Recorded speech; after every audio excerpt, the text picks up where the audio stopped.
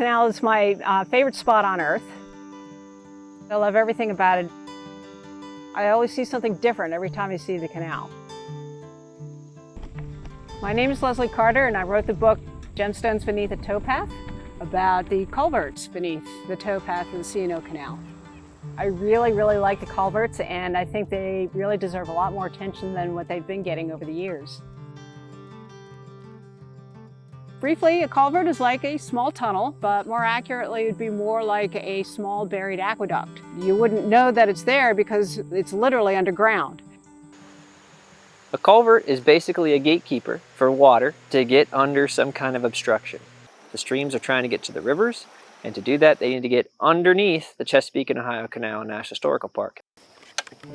My name is Joe Reed, and I oversee the technical team of engineers that works at the park.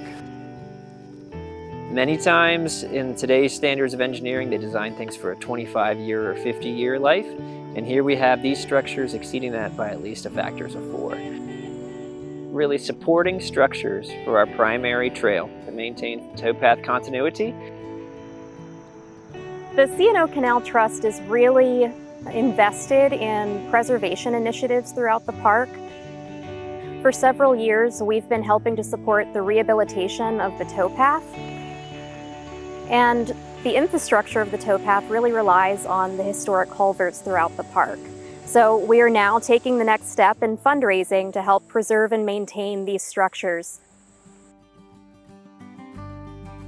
I visited every single historic culvert for the C&O Canal, and I found that every single one of them are different and unique, and they're all hand-built. There was a lot of care and pride that went into building these things. They were ordinary structures. They would not have been seen once the canal was finished, but this was the canal that was to serve the nation's capital. So of course we were going to make everything special about it, even the stuff that you wouldn't really think about.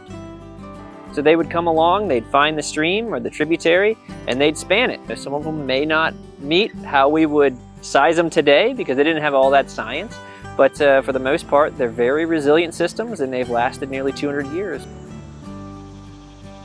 There's not a map with an X on it, but there are clues. Look towards the river, you might see a stream running underneath. Or if you're looking towards where the water used to run, you might see a sudden clearing in the underbrush. Work your way down the river embankment,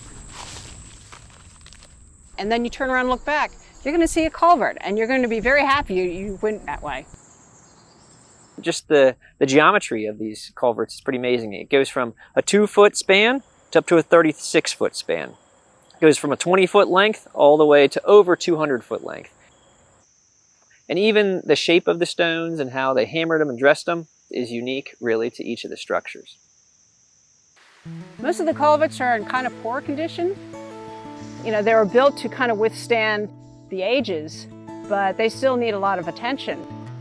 It's a testament to the devotion of the park staff themselves that they are holding up as well as they do.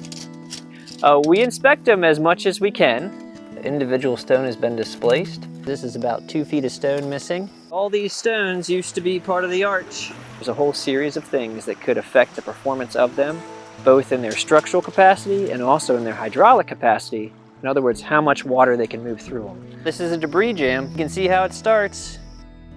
So many people know about the aqueducts, the locks, and other substantial historic structures throughout the park, but the culverts are really the hidden heroes. Because if you don't have a culvert, you don't have a towpath. Philanthropic support helps to build the foundation to help ensure the park's future. There are over 150 historic culverts throughout the park. It's going to take lots of time, energy, and resources to make sure that we get this right. If you don't have culverts, you don't have a canal. Support our supporting structures. Help save our historic culverts.